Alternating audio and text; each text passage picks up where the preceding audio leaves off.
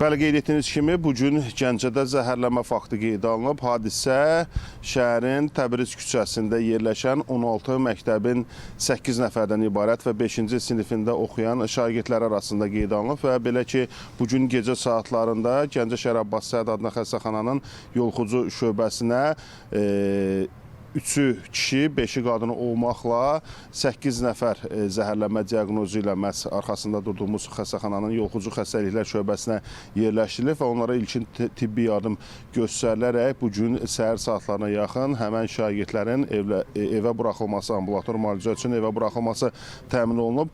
Xatırladaq ki, şagirdlərin məktəbin yaxınlığında yerləşən dönərxanalardan dönər alaraq yedikdən sonra zəhərlənmə faktı qeydə alınıb.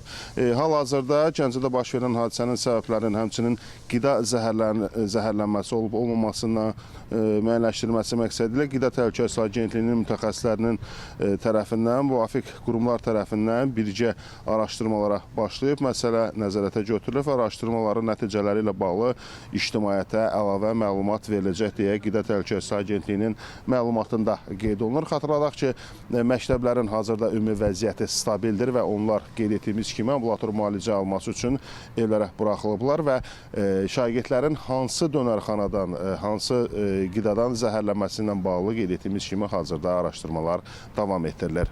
Bizim hələ ki, Gəncədən çatdıracaqlarımız bu qədər. Buyurun, söz yenidən sizdədir.